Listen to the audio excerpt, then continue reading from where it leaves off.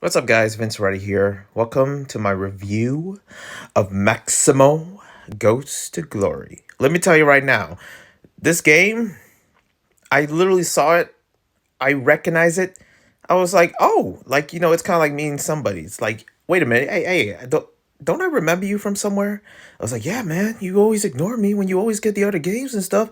Oh, snap, man. Yo, my bad. Listen. And yeah, that was like years ago. That was when you were like in 12 years old and you were going around Blockbuster. I was like, "Oh, man, listen. I'm sorry. Look, hey, let me play. Hey, let me buy you a drink." And that's what happened. Pretty much I had a journey with Maximo. Just the amount of fun that I got from this game, just how dark it is. This is definitely a game that is, I wouldn't say like it would be for kids, even though I get these weird feels of like, Disney and Tim Burton-ish kind of vibes from Maximo. It's sort of like, I don't know, it's like a Pixar film almost. A very like bootleg Pixar film with the animation kind of outdated in a sense. But it's not about that. It's about the gameplay and the experience that I got from it. I don't know. This game to me, I loved it. It's unforgiving, that's for sure. It's hard. It's a tricky platformer, but you know me. I love my tricky platformers. I am a platformer individual, that I don't know what I say individual. I'm a platformer fan, okay? Especially when it comes down to 3D platformers because for this game itself, I just got a good amount of my 3D platformer fix from it with a mix of like, the whole, especially me growing up with Ghosts and Goblins, like, that game is unbelievably hard. And I can see how this, Maximo really dedicates or at least is part of the same developers that made Ghosts and Goblins, which, that could be true too. But it really dedicates that. It's almost like Maximo is a father of the main character in Ghosts and Goblins. And I can almost see that in a sense. But for this game, like just how dark and like it doesn't like man, let me tell you right now, this game itself, from the way it tilts when you actually play it, when you go into the levels, now that's just unforgiving. That is very daunting and just like, I can feel just the haunting vertigo from it. Just that aspect. And for whatever reason, I loved it. There's something about certain horror kind of aspects of movies, entertainment, stuff like that I appreciate if they showcase it. I think I got that from, the reason why I like, Slenderman and, all these other creepy pastas because it drives in the world around it, but also you know, the aura of like creepiness within their character or anything else or just the world they live in. And I really appreciate that, especially with Maximo. It almost like it kind of like a love note for like, that kind of horror. Even though this game wouldn't be horror, it's definitely horror, okay? For kids. If let me tell you, if I was young, I'm happy that I did not pick this up in Blockbuster like years ago, because I would just have a magma of nightmares, especially that final battle, the boss battle, if you know, you know. Oh my god, that is absolutely terrifying. That is downright dark. Like it was creepy. I got past it. I finished the game. That's why here I am reviewing it. Damn, that is unforgivingly terrifying. I have never seen something that creepy. And the thing is that when I play a lot of, my favorite games or games that I remember growing up, it's really not a lot of horror games at all. Okay, if I want to play a horror game, I just go to Steam and see what's going on in the list of, newer games there, or play Slender.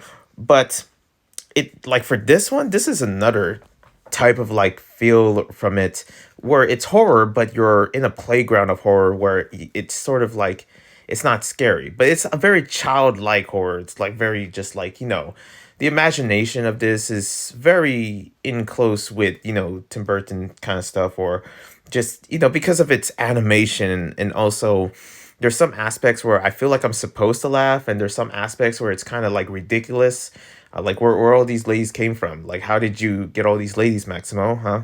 What about the main lady, the princess? Huh? What about her? That's not important. Okay, And also be introduced to the skeleton, the one that you have to help with, or the Grim Reaper, basically, the one that you're supposed to be to help with to actually get through mostly levels, or just sort of be revived, because in a sense you are revived as a as you were kind of slain from the king that actually is trying to take over the whole kingdom, and also just the world itself that Maximo is in.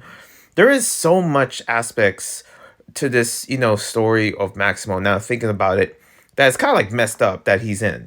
He has to fix all this by himself. He has to go through this, and man, the daunting like challenges in this game, you will rage quit. It is unforgiving for a reason, and that's what it's known for, of just it being like a very hard, and it really follows in with the whole aspect of ghosts and goblins, where it's hard, like you have to dodge this, you have to get through this, you have to go through, it feels like I would be swinging through, like you have to really take your time for each and every enemy that you come across, each skeleton, each goblin, each ghost.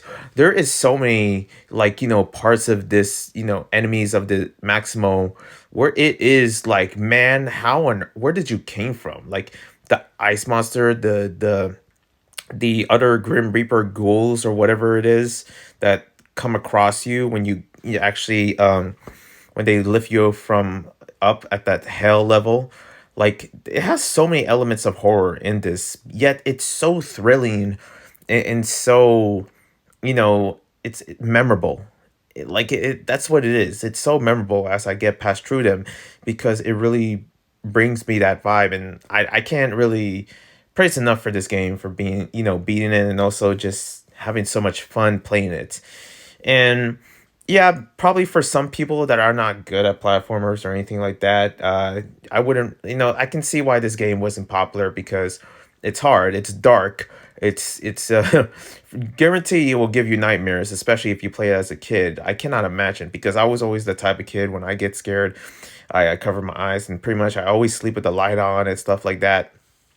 And I always believed in ghosts because I seen ghosts in my past. I know that they're real, they exist. Maybe for some people, but I that didn't bother me when playing this game. Maybe because I'm mature now, and I'm like grown up, and I'm kind of like stigmatized of life or something like that. I love this game. I really did. It's so much fun. Like, Capcom made something, an iconic piece that is so underrated. Yet Street Fighter takes the cake so easily. But Maximo, like, my goodness, I can't get enough of this game. It was just the platforming, the challenges, and just the amount of moments and memories that I got from it, from seeing the scenes and the environment, the darkness behind it. Man, let me tell you, it's good. And there's another Maximo game that I will be playing, and pretty much at some point actually really reviewing, if I can also finish that, because these games, they don't play. They are hard. I mean, shoot, Ghosts and Goblins is another story. Other than that, thank you guys for watching this and or listening to this, because it's audio based. But other than that, Maximo, yeah, I get it. If you have a PS2 or a PS2 emulator, yo, you gotta check this game. It's worth the download. One love and a peace.